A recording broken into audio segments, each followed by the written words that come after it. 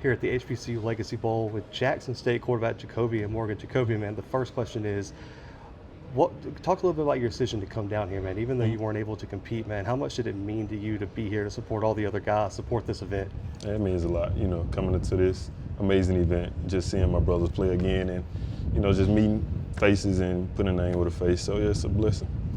So going back to the season, man, how tough was it to overcome injury this year, man? Because I think a lot of people, we know the on-the-field struggle, the rehab, stuff like that. A lot of people don't know the mental side of having to overcome an injury, man. Talk a little bit about your recovery, staying locked in while your team was going to compete for a SWAC championship. Yeah, football, that's a part of the game.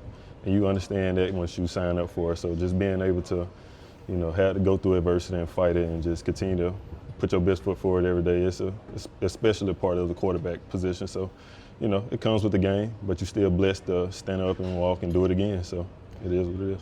As you've met with scouts and GMs and other things throughout this process, man, what are some things they like about your game, while also kind of noting some things that they want you to improve on, work on throughout this pre-draft process? They just wanted me to stay locked into the process. They know how hard it can be just rehabbing and doing everything. So just staying to the game, staying true to the game, working out, make sure my cardio is good. So just keeping my body right and just, continue to be locked in. Looking back over your Jackson State career, man, what's the one memory that sticks out, man, over all your time there at Jackson State? Yeah, definitely the championship.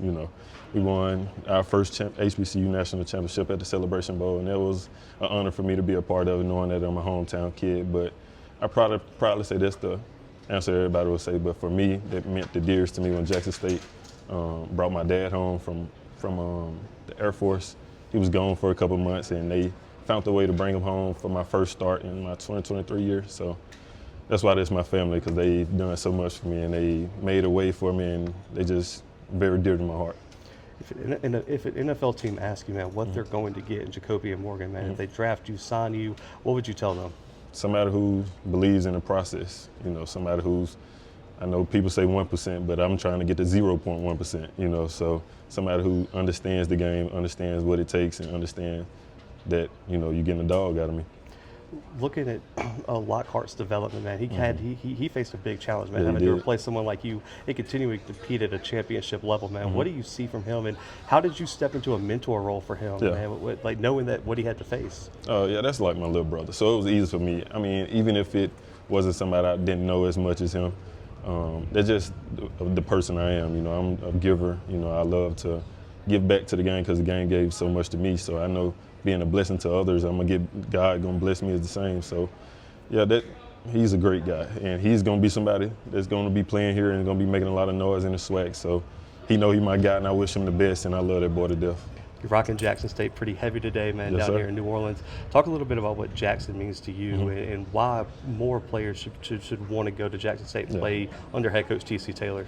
Yeah, Jackson means everything to me. I've grew up, they the one who showed me what football was, what the HBCU culture was. So I'm very one-sided with Jackson State. I love Jackson State dear and dear, like I literally bleed blue. But Coach TC, he's an amazing coach. He's the perfect coach you'll want to play for. He's the motivational, he can take it away and be just your friend. And Coach TC, like I said, I love him too. He took me under his wing and believed in me. So them guys know it's all love, and I love to continue to wear this blue and continue to put on.